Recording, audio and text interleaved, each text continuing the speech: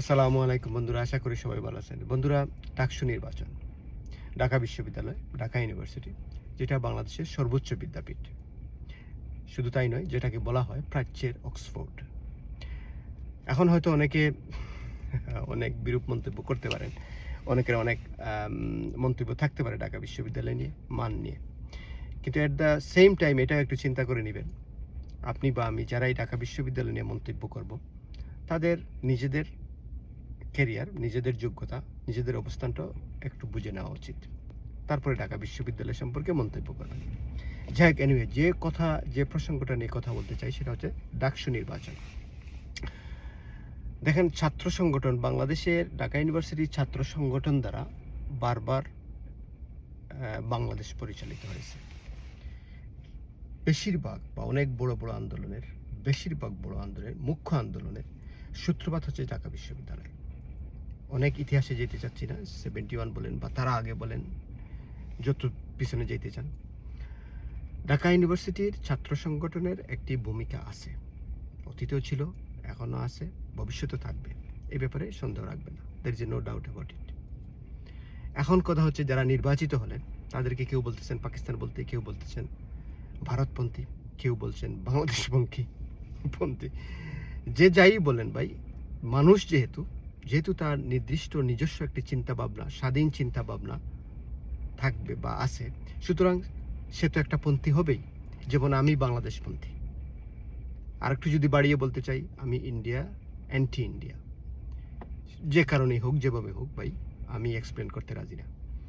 আমি anti India, এটাই আমার পছন্দ, এটাই এই তরিকা আমার পছন্দ।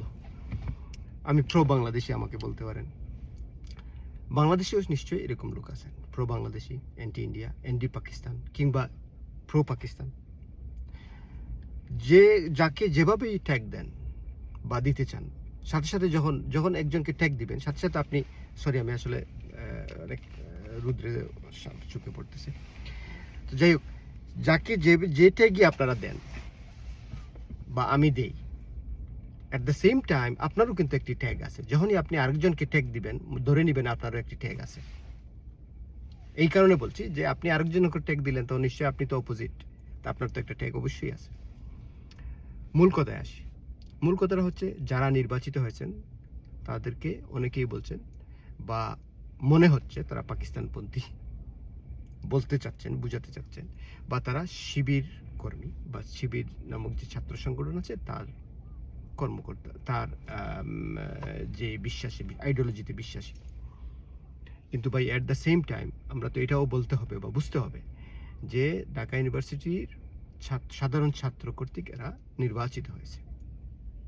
সেটাকে তো আপনার আমার অপছন্দ বা আপনার আমার আইডিওলজির সাথে মিলে নাই বিধায় আমরা তাদেরকে টেক দিয়ে দিব, তা তো হইতে পারবে না।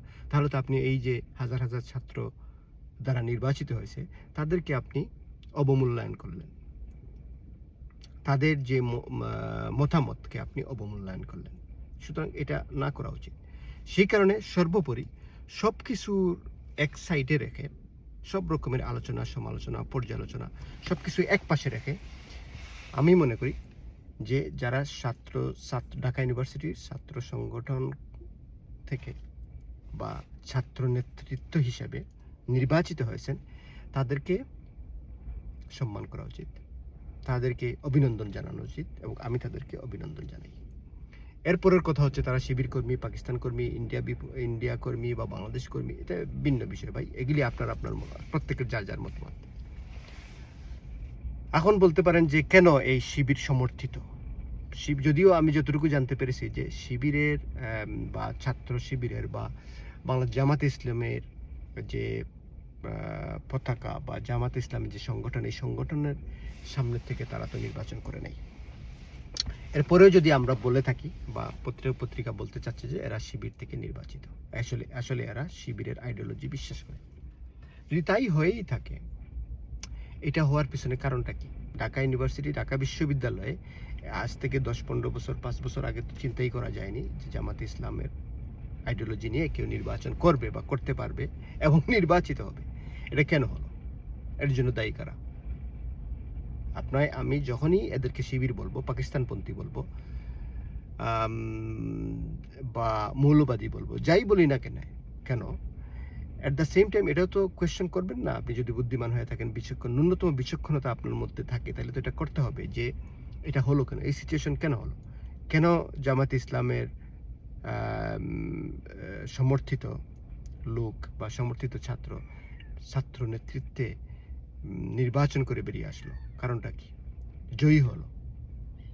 নিশ্চয়ই এখানে ব্যর্থতা আছে কার, রাজনৈতিক যারা, যদি আমরা বলে থাকি এখন স্বাধীনতাপন্থী বা একাত্তরের সমর্থিত গোষ্ঠীর সবাইকে একসাথ করে বলে ফেলি, যেখানে আপনি বিএনপি বলেন, জাতীয় পার্টি বলেন, আওয়ামী লীগ বলেন, বা আরও যারা আছে, আপনাদের কি দায় নেই? আপনাদের দায় আছে, আপনাদের কৃতকর্মের জন্য দায়ী। অবশ্যই এই কৃতকর্মের সমালোচনা আপনাদেরকে নিজেরাই করতে হবে, এটা আপনাদের কৃতকর্মের ফসল। যদি আপনারা বলে থাকেন এরা পাকিস্তানপন্থী, আর যদি সাধারণভাবে মেনে নেন, দ্যাটস ফাইন দেন। সর্বোপরি সব কিছুর ঊর্ধ্বে উঠে আপনি আমি চলুন সবাই মিলে এই ছাত্র সংগঠনে যারা নির্বাচিত হয়েছে তাদেরকে অভিনন্দন জানাই। প্রথমত একটা নির্বাচন হয়েছে, নির্বাচনটাকে অভিনন্দন জানাই, এবং ভবিষ্যতে যাতে এরা দেশের স্বার্থে কাজ করতে পারে এই কামনা করি, এই দোয়া করি। খোদা হাফেজ, গড ব্লেস বাংলাদেশ।